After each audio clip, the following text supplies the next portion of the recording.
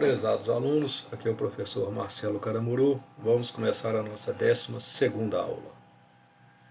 Esse então vai ser o nosso roteiro de apresentação, falar de repetidores, hubs, pontes e switches, ok?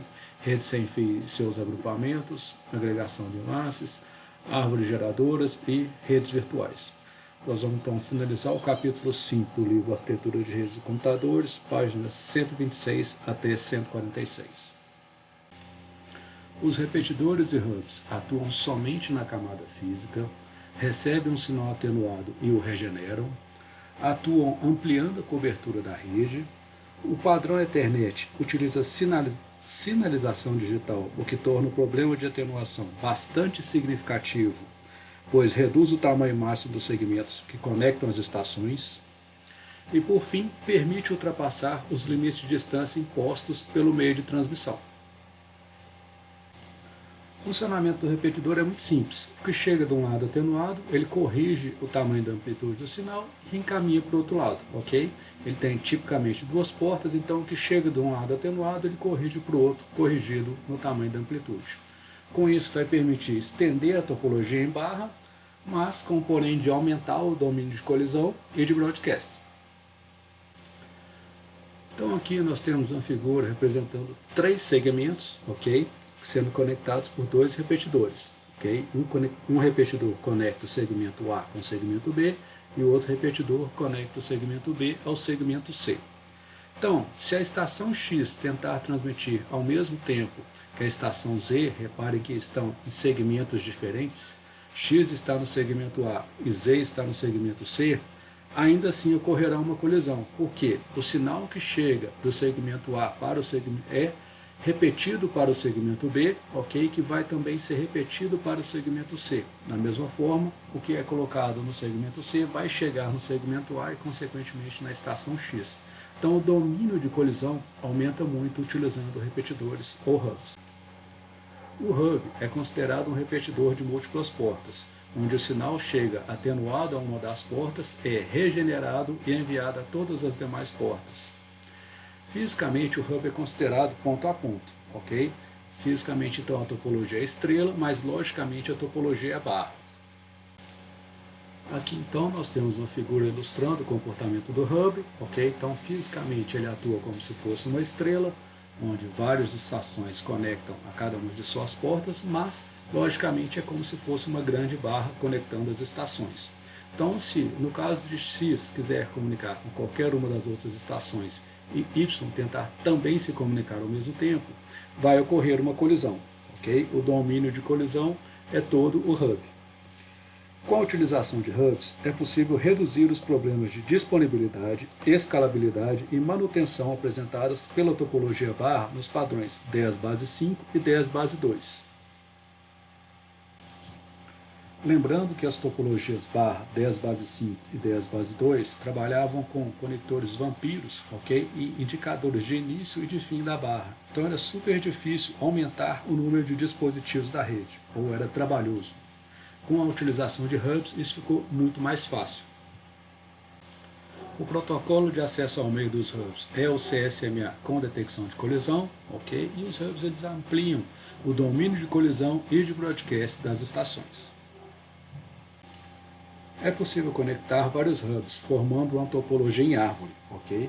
E é como se fosse um grande segmento conectado. Se a estação W, conectada ao hub A, tentar enviar uma mensagem para a estação X, também conectada ao hub A, todas as demais estações desta árvore de hub também receberão a mensagem. Caso a estação W, conectada ao hub A, tente transmitir ao mesmo instante que a estação Z, conectada ao hub C, ocorrerá uma colisão e os quadros serão perdidos. O domínio de broadcast representa o conjunto de estações que receberão o quadro enviado para todas as estações da rede, ou seja, utilizando o endereço de broadcast. A utilização de repetidores e hubs permite ampliar o domínio de broadcast da mesma forma que amplia o domínio de colisão. As pontes e switches atuam na camada física e de enlace, ok? Elas permitem estender e segmentar a rede, reduzindo a taxa de colisão. Elas são capazes de processar os endereços de origem e destino do quadro Ethernet, e identificar a qual segmento a cada estação pertence, isolando os domínios de colisão. As pontes, então, são repetidores inteligentes, sabendo identificar quais estações pertencem a cada segmento. Ok? Então, elas possuem tipicamente duas portas, têm a função de conectar dois segmentos, ok? E vão permitir segmentar logicamente a rede. Ok? Quais computadores ou quais estações ou quais dispositivos pertencem a cada segmento. As pontes têm também a função de conectar redes locais que não utilizam os mesmos protocolos, tais como Ethernet e Token Ring. Através da figura ficará mais fácil de entender. Suponha que as estações W e X pertençam ao segmento A e a estação Y pertença ao segmento B. Como a ponte é capaz de identificar cada estação de cada segmento, ok? Então, se a estação W quiser se comunicar com a estação X, ou seja, enviar um quadro para a estação X, esse quadro não será repassado do segmento A para o segmento B. Da mesma forma, se a estação X quer se comunicar com a estação Y, aí sim esse quadro será encaminhado do segmento A para o segmento B, ok? Porque a ponte reconhece que a estação Y pertence a outro segmento e aí sim irá encaminhar este quadro de um segmento para outro. Por fim, é possível que a estação Y se comunique com as demais estações do segmento B sem que ocorra colisão com as estações do segmento A. Ok? Então W pode se comunicar com X ao mesmo tempo que Y se comunica com outras estações do segmento B sem que haja colisão, porque o domínio de colisão não é expandido através das pontes. Os switches, então, eles vão misturar a topologia estrela dos hubs com a segmentação lógica das pontes, ok? Então eles podem ser considerados como uma ponte de múltiplas portas. Cada uma das portas vai conectar um dispositivo de forma ponto a ponto e criar o seu próprio domínio de colisão, ok? Então só existe colisão entre o dispositivo e o próprio switch. Com isso vai aumentar a segurança da rede, já que as outras estações não vão ter acesso ao conteúdo transmitido entre a estação e o switch. Através da figura, é possível perceber que a estação W pode se comunicar com a estação X ao mesmo tempo que a estação Y se comunica com a estação Z sem que ocorra colisões. Então, o hub é como se fosse uma grande barra conectando todas as estações, enquanto o switch é como se fosse uma rede totalmente interconectada entre as estações. É possível misturar hubs e switches. Então, no caso da figura, nós temos um switch conectando três hubs, hub A, hub B e hub C, ok? Cada um com seu próprio domínio de colisão. Então, é possível que a estação W mande um quadro para a estação X, ao mesmo tempo que o hub C faça a comunicação entre as estações Y e Z, porque os domínios de colisão são diferentes. Um quadro broadcast que chega ao switch é encaminhado para todas as suas portas. Neste caso, o switch funciona de forma semelhante a um hub. No caso da figura, se a estação W conectada ao hub A enviar um quadro broadcast, todas as estações conectadas ao switch receberão essa mensagem. Nós já sabemos as classificações dos tipos de redes sem fio, desde as menores, como as WPAN, ok, as redes pessoais, aumentando para as redes locais, redes metropolitanas e, por fim, as redes distribuídas sem fio. Os principais protocolos padronizados pelo I3E para cada um desses tipos de rede, a gente já até conhece a maioria deles, são as redes pessoais, ok? WPAN são o Bluetooth 802.15.1 e o Zigbee 802.15.4. Das redes locais, nós temos o Wi-Fi, que é 802.11, ok? Utilizado em nossa casa, nosso trabalho, nossa escola. Continuando então, nós temos as redes metropolitanas que trabalham, onde o principal protocolo I3E é o WiMAX 802.16. E por fim, das redes distribuídas, ok? O principal protocolo é o 802.20, ok? Que trabalha com telefonia celular digital, com GSM, CDMA, etc. As estações em rede sem fio são organizadas em conjuntos chamadas de BSS, do inglês Basic Service Set. Elas podem ser organizadas de forma infraestruturada ou ad hoc. Okay? Infraestruturada vai existir um ponto de acesso ou um access point, e ad hoc as estações se comunicam diretamente uma com as outras. Quando um access point possui várias estações, okay, ele é conectado a outros access points através de um sistema de distribuição, ou um DS. Okay? Então, esse DS que conecta vários BSS independentes, okay, esses BSS são esses grupinhos de estações conectados a cada access point, então vão formar um Extended Service Set. Okay? Então, esse é um conjunto de serviço estendido. É possível que uma estação conectada a um BSS se desloque para outro BSS, okay, permitindo a mobilidade das estações em operação. Aqui então nós temos uma lista de padrões ou protocolos, okay, com suas características. Obviamente não é necessário decorar. Okay, algumas características, então, qual que é a banda de funcionamento? 2.4 GHz, 5 GHz, infravermelho. Qual que é a taxa de transmissão? Como que funciona a silenização? Ok?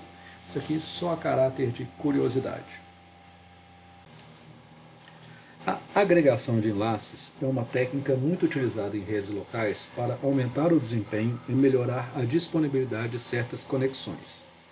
A ideia é juntar duas ou mais conexões físicas como se fosse uma única conexão lógica, formando uma espécie de canal.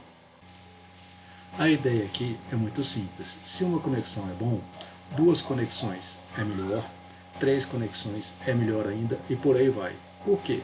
Porque eu consigo aumentar a capacidade desse canal lógico, ok? Então, se o canal de uma conexão possui 1 gigabit por segundo, com duas conexões eu terei 2 gigabits por segundo, ok?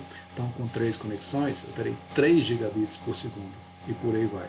Ao mesmo tempo que aumenta a capacidade do canal, eu também aumento a disponibilidade do canal, porque se um canal parar, os outros continuam. Okay? Então, com isso, aumenta também a tolerância a falhas, em caso de problema. A figura mostra, então, dois enlaces de 1 gigabit por segundo conectados, formando, então, a agregação de enlace de 2 gigabits por segundo de largura de banda. Sempre que em uma rede os quadros podem percorrer um caminho diferente para alcançar o mesmo destino, é possível que essa redundância de caminhos leve ao problema de loop. O loop, então, é quando ocorrem laços no caminho desses quadros da origem até o destino. Okay? Então, sempre que isso ocorre, isso tem que ser identificado, isso tem que ser evitado. Okay? Então, esse protocolo aqui de árvore geradora, ele vai identificar o caminho, okay? Vai determinar quais caminhos estão ativos ou não na hora dos quadros serem encaminhados. Com isso, serão resolvidos os problemas de loop. A gente sabe que a redundância é extremamente importante para manter a disponibilidade de uma rede. Okay?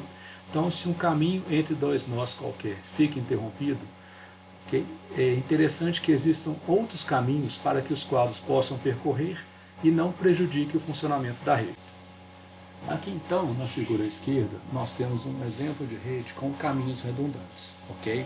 Suponha que a estação A quer enviar um quadro para a estação F. Esse quadro então pode percorrer os caminhos AHF ou ABCF ou ABEDGF, okay? Entre diversos outros caminhos diferentes. O protocolo STP, então, vai permitir identificar quais os caminhos da rede devem ficar ativos e quais ficarão desativados para evitar a ocorrência de loop. Caso ocorra algum problema com um dos caminhos ativos, automaticamente um caminho desativado é colocado em operação, evitando assim a parada da rede. Por fim, de acordo com o exemplo inicial, se o quadro deve partir da estação A até chegar à estação F, ele deverá percorrer o caminho ACDGF, sem que ocorra nenhum loop. A gente viu que usar switches resolve o problema do domínio de colisão, porém não trata do problema de domínio de broadcast. Okay? Com isso, então, surgiu o conceito de Virtual LAN ou VLANs, que permitem criar redes virtuais, okay, agrupando usuários ou dispositivos da rede dentro da rede real. Esse tráfego, então, de broadcast vai ficar limitado também somente a cada virtual LAN. Através da figura, fica mais claro de entender. Suponha que, então, eu tenho dois grupos de máquinas, ok? Máquinas da produção e máquinas de testes, ok? Um quadro de broadcast, caso saia da rede de testes, vai ser propagado também para a rede de produção, ok? No caso de um switch conectando essas duas redes. Se eu criar duas redes virtuais em separado, ok? Uma para a produção e outra para as máquinas de teste, ok? Então esses quadros de broadcast serão transmitidos somente entre as redes virtuais. Então o domínio de broadcast ficará restrito somente à rede de produção, ok? A VLAN de produção e a VLAN de teste. Com isso, então, reduz-se o domínio de broadcast. As VLANs podem ser criadas com base no endereço MAC, no endereço IP ou de acordo com as portas do switch. E com isso terminamos a nossa aula, galera. Em caso de dúvidas, por favor, entrem em contato. Grande abraço.